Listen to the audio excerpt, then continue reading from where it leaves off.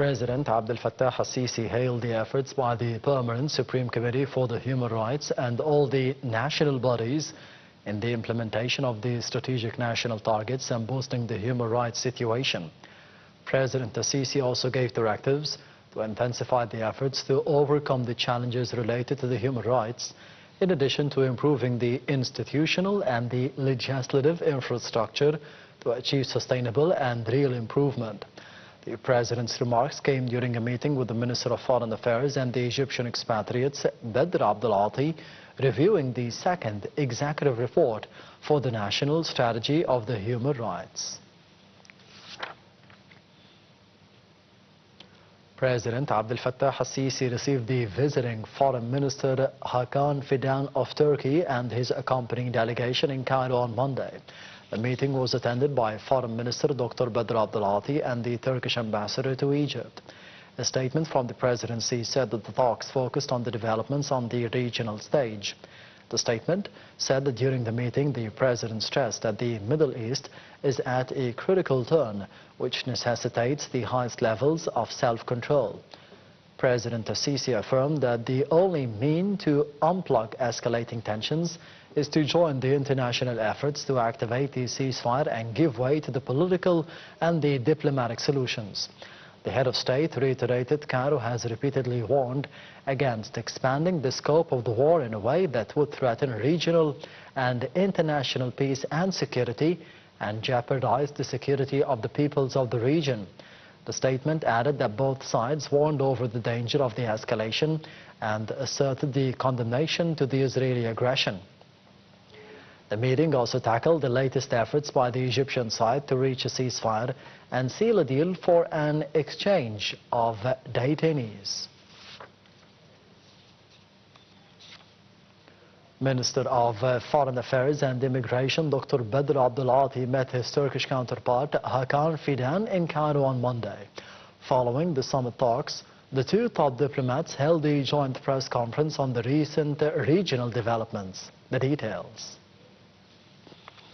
Minister of Foreign Affairs and Immigration Dr. Badr Abdulati met his Turkish counterpart Hakan Fidan in Cairo on Monday.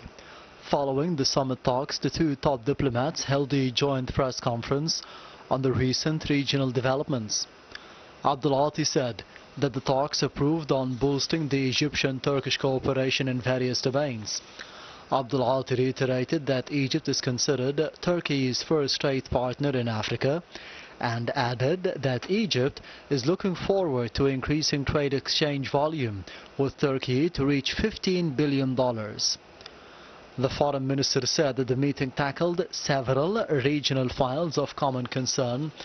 Abdulati further affirmed the Egyptian constant support to the Palestinian cause and called for intensifying efforts to reach a permanent ceasefire in the Gaza Strip. For his part, the Turkish foreign minister said that his country is looking forward to receiving President Abdel Fattah al-Sisi in Turkey soon. He also added that Turkey is keen on boosting relations with Egypt in several fields, especially to trade between the two countries. Regarding the situation in Gaza, Fidan said that the escalation in the Strip impacts the security and stability in the region and pointed out to the Egyptian pivotal role in providing Gaza with the humanitarian aid.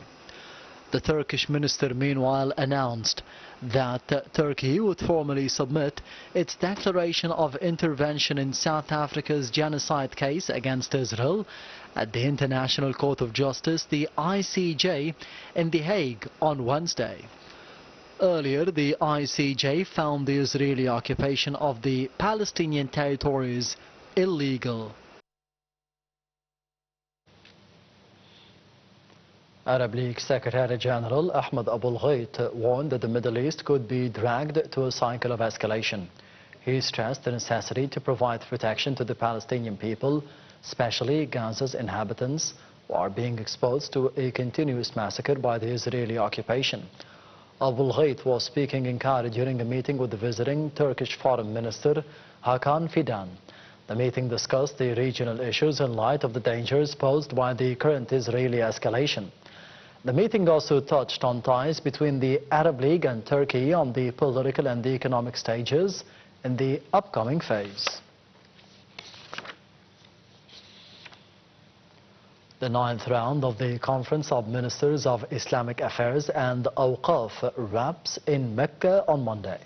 At the inaugural session on Sunday, Minister of Endowments Osama Al-Azhari asserted that extremism was topping the agenda of the conference. Al-Azhari highlighted the necessity of protecting the Islamic platforms and exerting the utmost efforts in facing all the forms of violence and extremism. Earlier, Saudi Minister of Islamic and Religious Affairs Abdul Latif bin Abdul Aziz Al Sheikh said that the Conference of the Ministers of the Islamic Affairs Ministers seeks to serve the Muslim world by spreading the principles of tolerance and coexistence.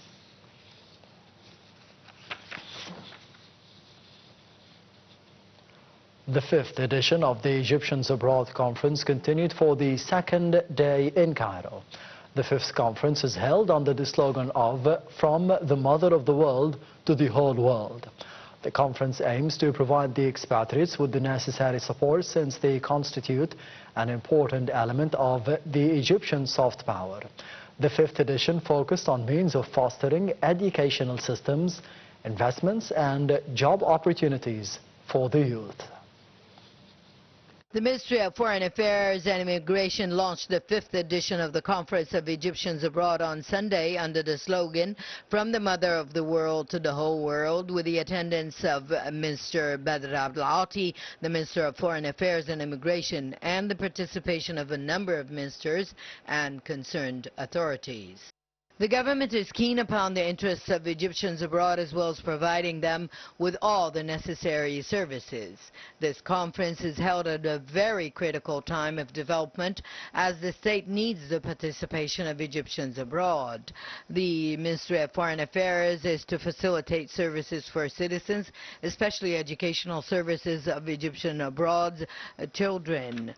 The minister emphasized that we need to enhance development in Egypt through Egyptian abroad's investments, and therefore the ministry offers new incentives for investors. The conference aims to develop the system and mechanism of communication with Egyptian communities abroad, as well as improve the level of services provided to Egyptians abroad efficiently and taking care of their interests as well. In a statement by the Deputy Minister of Foreign Affairs and Immigration, Ambassador Nabil Habashi indicated that the 5th edition of the conference includes 4 thematic sessions of great concern for Egyptians living abroad. Topping the topics tackled was investment opportunities and prospects in Egypt, which showcases the opportunities provided by the state to encourage investment and the most important investment opportunities currently available in Egypt. Another topic discussed is entitled Education, Training and Youth Qualification, which addresses the efforts exerted by the Ministry of Education through the Our Children Abroad administration to meet the needs of the children of Egyptians abroad. The 3rd session of the conference is held under the title Services Provided for Egyptians Abroad, and it includes a review of the important role played by the Ministry of Foreign Affairs to support Egyptian citizens abroad. While the 4th session of the conference is held under the title Facilitations and Advantages for Egyptians Abroad. The Deputy Minister of Foreign Affairs, Ambassador Habashi, added that the conference comes within the framework of the state's interest in its citizens abroad and the keenness of Minister Abdul Ati to enhance and improve the efficiency of communication with Egyptian communities abroad and keep them informed of the developments taking place inside Egypt. The Egyptians Abroad Conference is launched by the Ministry of Foreign Affairs, aiming to enhance services for Egyptians abroad and connect them to the homeland in a way that would benefit both the state and citizens. This is Abida Gindi for Nile TV International, Cairo. Israel returned the bodies of more than 80 Palestinians killed in the military offensive in the Gaza Strip, as the Israeli airstrikes killed at least 18 people more on Monday. The bodies will later be buried in a mass grave at a cemetery near Nasser Hospital in Khan Yunis. The details. Gaza's Civil Defense Agency said that it received the bodies of more than 80 unidentified